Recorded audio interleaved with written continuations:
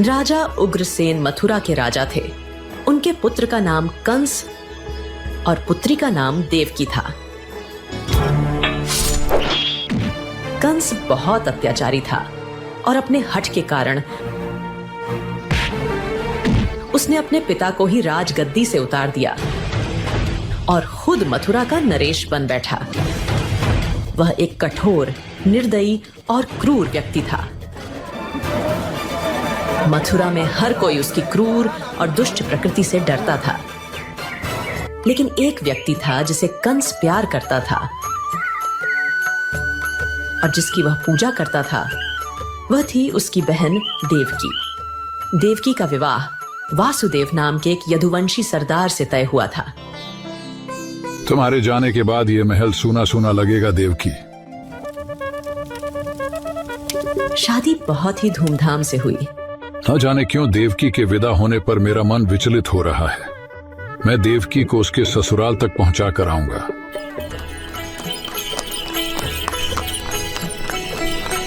विवाह के बाद कंस अपनी प्यारी बहन देवकी और बहनोई वासुदेव को उसके ससुराल पहुंचाने जा रहा था।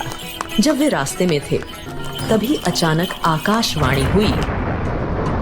हो क्रूर कंस, तू क्यों इतना खुश है? सावधान, जिस बहन को तू इतना प्यार करता है, उसी के गर्भ से जन्म लेने वाला 8वां पुत्र तेरी मृत्यु का कारण बनेगा। देवकी का पुत्र मेरे मृत्यु का कारण कैसे बन सकता है? यदि ऐसा है तो मैं देवकी का ही वध कर देता हूँ। आकाशवाणी सुनकर कंस अपनी बहन देवकी को मारने के लिए आगे बढ़ा। मैं इसे मार डालूंगा, इससे पहले कि वह 8वां पुत्र जन्म ले। कंस, तुम नहीं समझते कि तुम कौन सा पाप करने जा रहे हो? तुम्हारी प्यारी बहन को उसके विवाह के दिन मारना अन्याय है, महापाप है। अगर तुम देवकी को छोड़ दोगे तो मैं तुम्हें वचन देता हूं कि हमसे जन्मे हर बच्चे को मैं स्वयं तुम्हें सौंप दूंगा। मेरा विश्वास करो। ठीक है, मैं देवकी को छोड़ दूंगा, लेकिन मैं यह निश्चित करूंगा कि तुम अपना किया हुआ वादा निभाओ। फिर उसने अपने सिपाहियों को मथुरा वापस चलने का आदेश दिया। जब वे मथुरा पहुंचे, उसने वासुदेव और देवकी को कारागार में डाल दिया।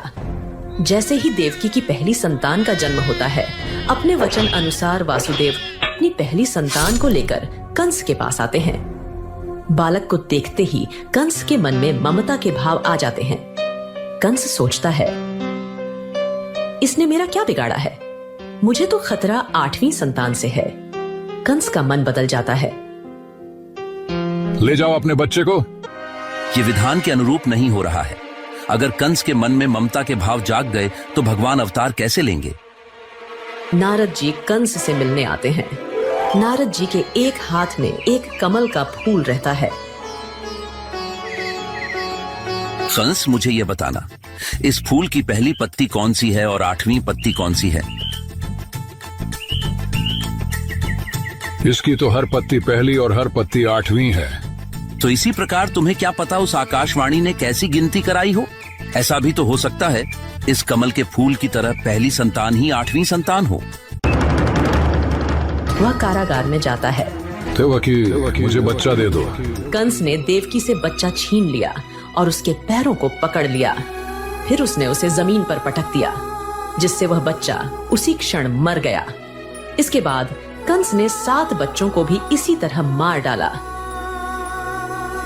समय बीतता गया। देवकी 8वीं बार गर्भवती हुई। क्या मेरी आने वाली संतान भी मारी जाएगी? हे भगवान विष्णु, कुछ चमत्कार करो प्रभु। उस क्रूर कंस से हमारे पुत्र को बचाओ। श्रावण मास की अष्टमी तिथि थी। मथुरा में एक भयानक तूफान उठा। मूसलाधार बारिश हो रही थी और आकाश काले बादलों से ढका हुआ था। देवकी 8वें बच्चे से गर्भवती थी। अचानक भगवान विष्णु उनके सामने प्रकट हुए। सुनो वासुदेव, तुम्हारी इच्छा पूर्ण हुई है और मैं तुम्हारे बच्चे के रूप में जन्म लूंगा। वासुदेव, इस बच्चे को यहाँ से गोकुल ले जाओ और उसे नंद के यहाँ जन्मी बच्ची के साथ बदल दो। ऐसा कहकर भगवान विष्णु अंतर्ध्यान हो गए। मध्य रात्रि में एक बालक का जन्म देवकी से हुआ। देवकी देखो, जंजीरें खुल गई हैं। यह एक चमत्कार है। देवकी, जल्दी मुझे बच्चा दे दो। मैं इसे हमारे मित्र नंद के घर गोकुल ले जाऊंगा। जैसे ही वासुदेव ने जाने की तैयारी की, जेल के दरवाजे अपने आप खुल गए और सभी सैनिक गहरी नींद सो गए। ध्यान पूर्वक बच्चे को टोकरी में रखते हुए वासुदेव गोकुल की ओर चल पड़े। वासुदेव के पीछे शेषनाग थे, जो भगवान विष्णु के सिरहाने वैकुंठ में रहते थे। उन्होंने अपने फन को बच्चे की टोकरी के ऊपर फैला दिया, जिसे वासुदेव ने अपने सिर पर उठा रखा था। जल्द ही वासुदेव यमुना नदी के किनारे पहुंच गए और आश्चर्यजनक रूप से यमुना नदी ने उन्हें रास्ता दे दिया। वासुदेव गोकुल पहुंचे, जहां नंद की पत्नी यशोदा ने अभी अभी एक कन्या को जन्म दिया था। वासुदेव ने कृष्ण को बच्ची के पालने में रख दिया और बच्ची को धीरे से अपने साथ ले लिया और फिर काल कोठरी में वापस लौट आए। जैसे ही वह वापस लौटे, काल कोठरी के दरवाजे बंद हो गए। रक्षकों को जगाते हुए बच्चे के रोने की आवाज उनके कानों तक पहुंची। शिशु के रोने की आवाज सुनते ही रक्षकों ने तुरंत इस खबर को राजा कंस तक पहुंचाया। कंस तुरंत जेल में देवकी के पास पहुंचा। देवकी, मुझे बच्चा दे दो। यह तो एक कन्या है, और कैसे एक कन्या तुम जैसे एक महान योद्धा को क्षति पहुंचा सकती है? इसे छोड़ दो भाई। लेकिन कंस उनकी किसी भी विनती को सुनने के लिए तैयार नहीं था। जैसे ही उसने उस बच्ची को अपने हाथों में लिया, वह बच्ची उसके हाथ से फिसल गई और हवा में उड़ गई। अरे ओ दुष्ट कंस, एक निर्दोष बच्ची को मारने में तू अपनी बहादुरी समझता है? तुझे मारने वाला गोकुल में सुरक्षित है। समय आने पर वह तुझे ढूंढेगा और तुझे तेरे सभी पापों के लिए दंड देगा। ऐसा कहकर देवी दुर्गा अंतर्ध्यान हो गई। माँ दुर्गा के कथन सुनकर कंस भयभीत हो गया। इस तरह भगवान कृष्ण का जन्म हुआ। जब श्री कृष्ण और सुदामा ऋषि सांदीपनि के यहाँ शिक्षा प्राप्त करने की खातिर उनके आश्रम में रहते थे, दोनों के बीच काफी गहरी मित्रता थी। वहीं आश्रम के करीब एक गरीब महिला रहती थी, जो दिन रात वासुदेव का नाम का जप करती थी और भिक्षा मांगकर अपना पेट पालती। एक बार उसे कई दिनों तक भिक्षा नहीं मिली। वो काफी भूखी थी। जब उसे भूखे रहे 5 दिन बीतने को चले, तो किसी ने उसे भीख में चने दिए। उस चने को वो अपने सिरहाने रखकर सो गई, ये सोचकर कि सुबह यही चने वासुदेव को भूख लगाकर मैं खा लूंगी। लेकिन उसी रात को कुछ चोरों ने महिला की चने वाली पोटली सोने के जेवर समझकर चुरा लिए।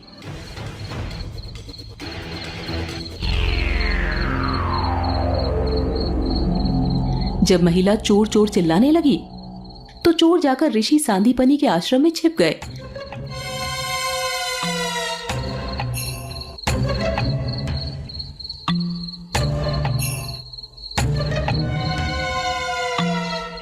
और चने वहीं छोड़कर भाग गए।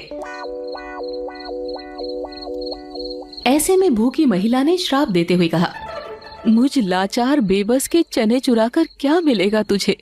लेकिन मैं श्राप देती हूँ, जो भी इस चने को खाएगा वो दरिद्र बन जाएगा।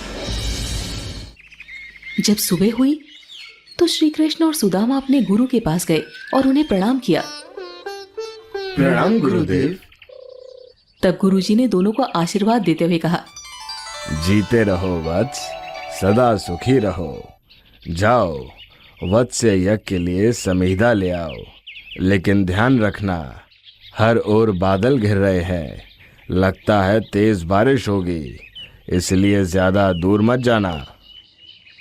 जब दोनों जंगल में लकड़ियां काटने जाने लगे तो गुरु माता ने सुदामा को बुलाया और चने की वही पोटली दी जो रात को चोर आश्रम में छोड़ गया था।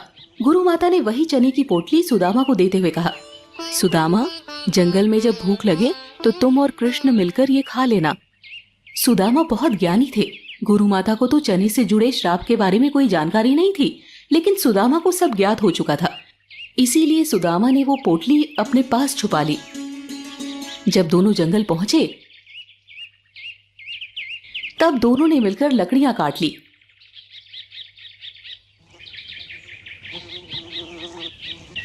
और जब वापस आश्रम लौटने लगे तो बारिश होने लगी। ऐसे में दोनों एक पेड़ के नीचे बैठ गए। इसी बीच दोनों को भूख लगी।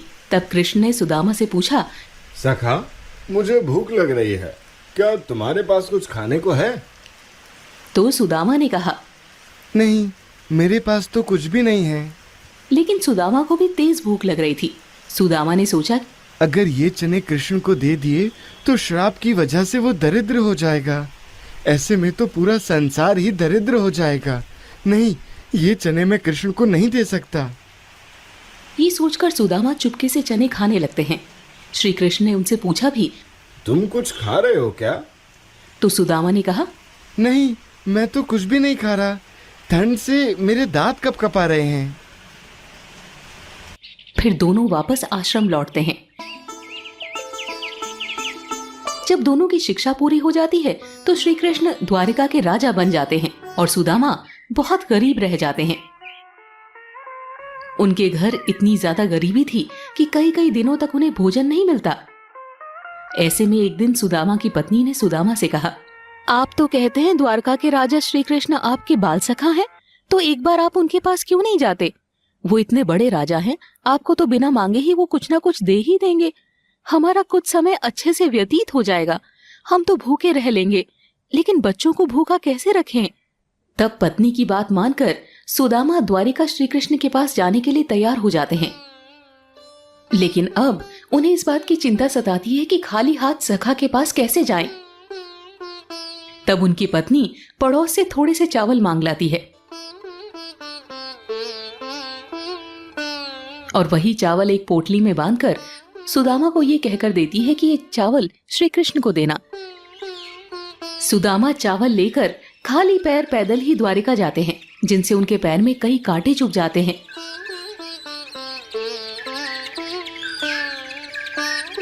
जैसे तैसे सुदामा द्वारका पहुंचते हैं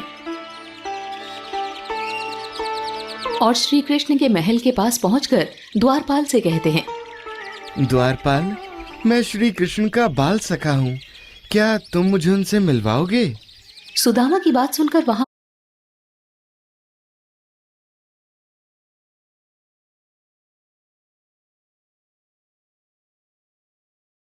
मौजूद सभी